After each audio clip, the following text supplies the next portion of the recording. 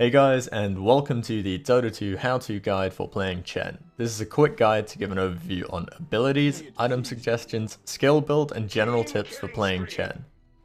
Chen is an int-based jungler slash support hero who can play either of these roles or a hybrid of both.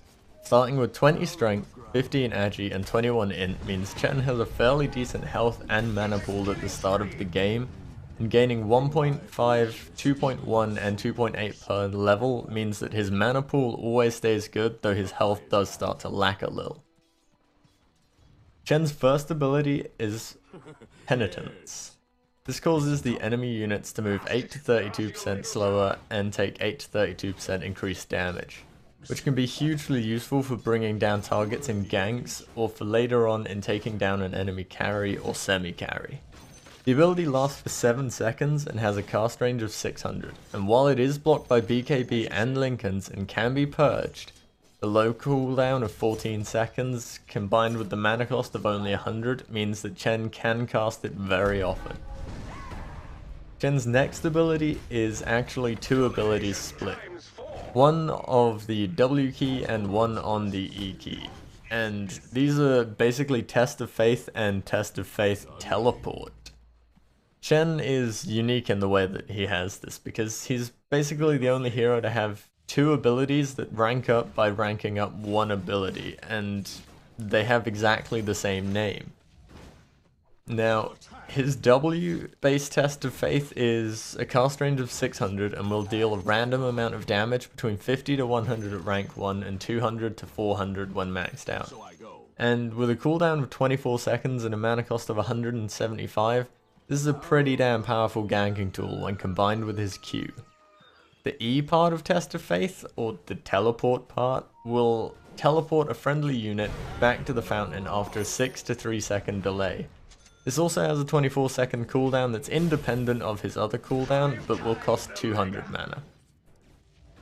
It's worth noting that if a Pudge is teleported to the fountain while his hook is extended, like going towards a target or something, any target it hits will get pulled all the way back to the fountain.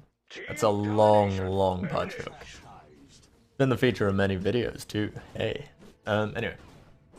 His third ability, kinda his fourth because his last one split into two, is Holy Persuasion, and this has a cast range of 900 and will cause Chen to gain control of any creep except for Ancients or Roshan.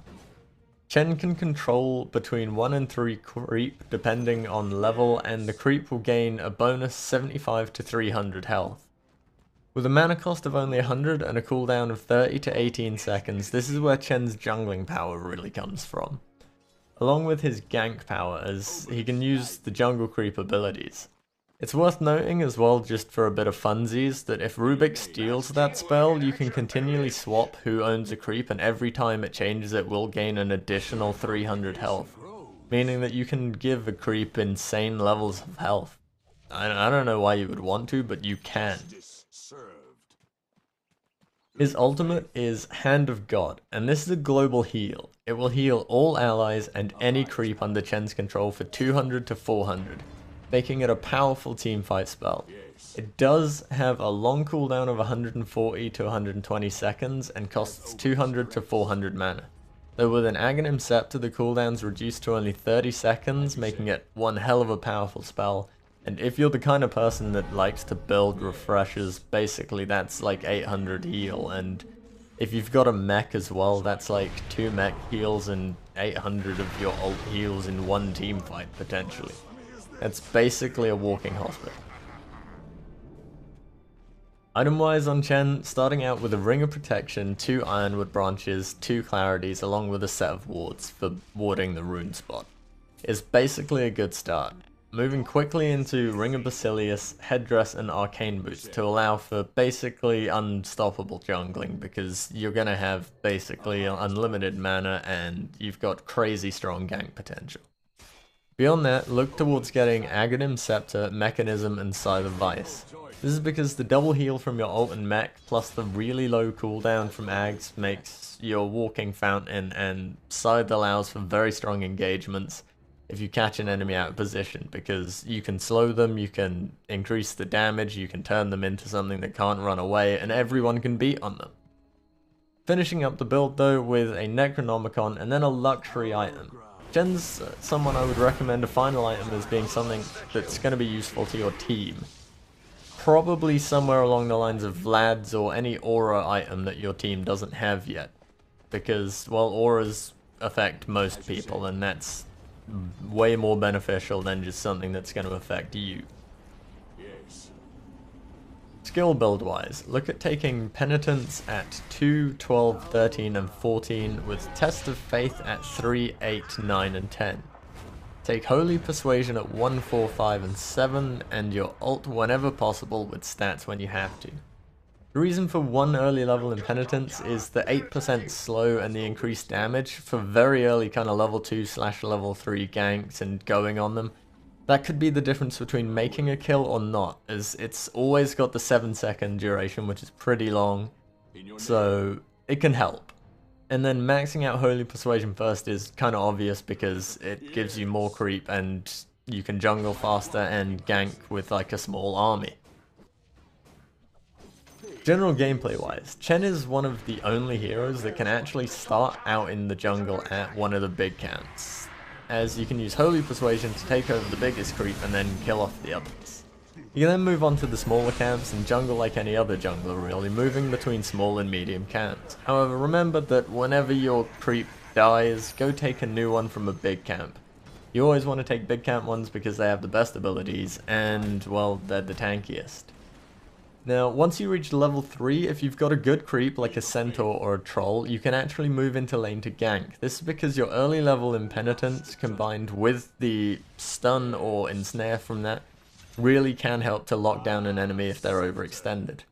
If they're not, keep jungling up to level 5, and when you have 2 creep, preferably both centaur or troll, go into the lane and gank as your stun/snare kind of combo, or double stun, double snare, whatever combo you have, should make getting a kill relatively easy. Moving into the mid game, gank as much as possible with your 3 creep and push towers. Chen is very good at pushing towers, and with 3 dark trolls you can basically summon a small army of skeletons and kind of broodmother/phantom cancer mode those towers down. Using your ult in team fights. Now, this is later into the game. Yeah, you're going to want to use your ult as early as needed in teamfights. Don't wait till people are like all half dead, nearly dead, and then use your ult. Because, well, basically someone could get like Laguna bladed or fingered to death by a lion, which is slightly disturbing and disgusting. But yeah, you want to use it as soon as people sort of drop below that kind of thing, when they're getting close to half health, sort of pop that. And then, when they're getting close to half health again, pop mech.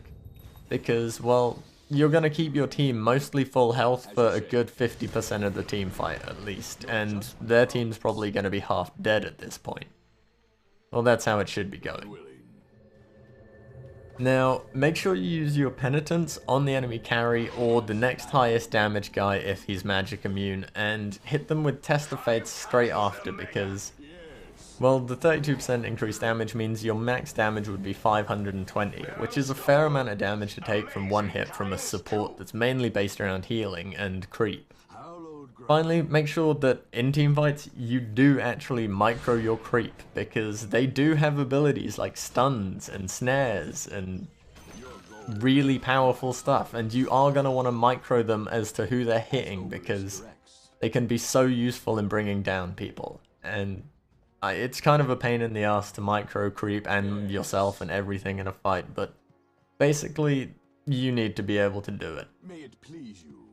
So I hope you guys have enjoyed this guide to Chen, and I hope you find some useful info here. If you liked the guide and found it helpful to you, then please remember to leave a like as it helps out the channel a lot.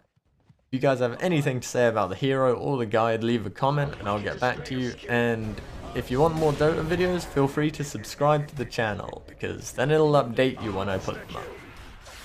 Have a great day guys, and I will see you next time.